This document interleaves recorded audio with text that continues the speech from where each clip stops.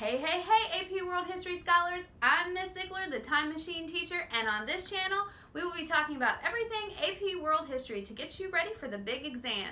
So in this series, you will have shorter videos that will cover each document of the DBQ, and then the very last video will be a little longer, and that will be where we'll go over how to put the DBQ all together.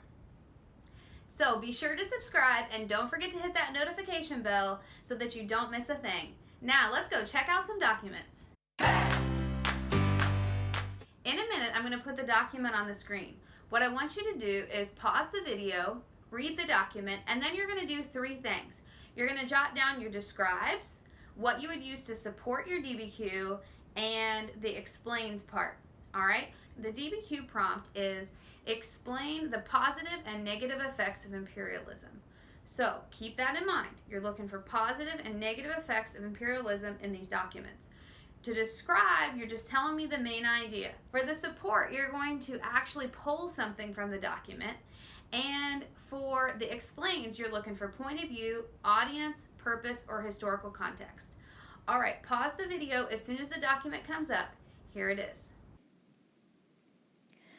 Okay, welcome back. Let's look at this together. So it says, let it be admitted at the outset or the beginning that European brains, capital, and energy have not been and never will be expended in developing the resources of Africa from motives of pure philanthropy or goodwill. That Europe is in Africa for the mutual benefit of her own industrial classes and of the native races in their progress to a higher plane, and that the benefit can be made reciprocal or equivalent, and that it is the aim and desire of the civilized administration to fulfill this dual mandate. Okay, so they're both trying to benefit each other. That's what this guy is claiming, right? By railways and roads, by reclamation of swamps and irrigation of deserts, and by a system of fair trade and competition, we have added to the prosperity and wealth of these lands and have checked famine and disease. We have put an end to the awful misery of the slave trade and intertribal war, to human sacrifice and the ordeals of the witch doctor. Where these things survive, they are severely suppressed. We are endeavoring or trying to teach the native races to conduct their own affairs with justice and humanity, and to educate them alike in letters and in industry. So right here you would have your effects. Okay?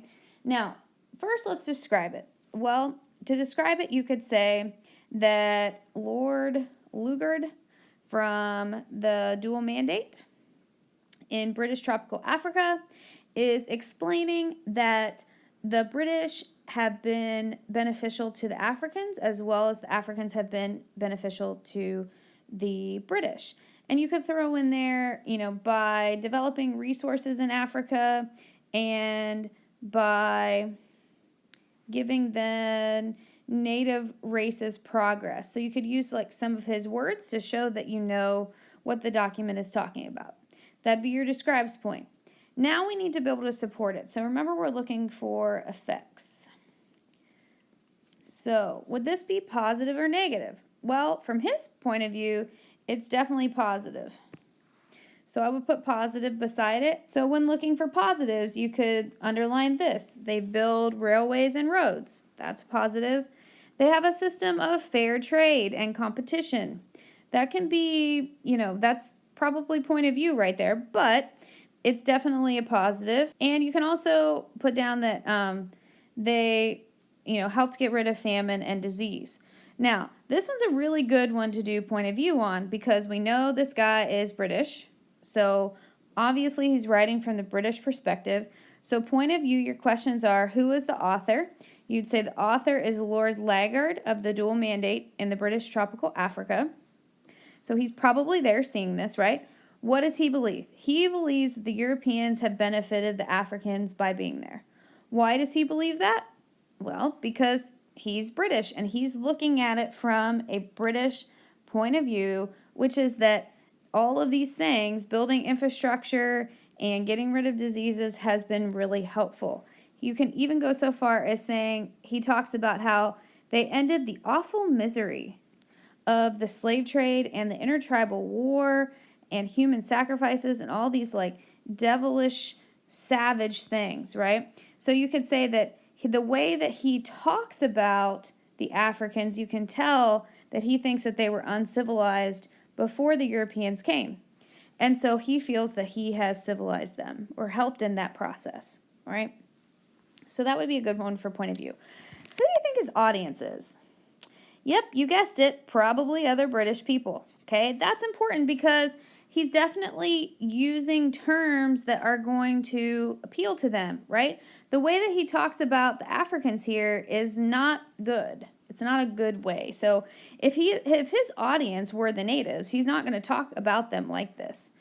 So you could say that his audience is other British people because he is pointing out all the good and positive things that they have done.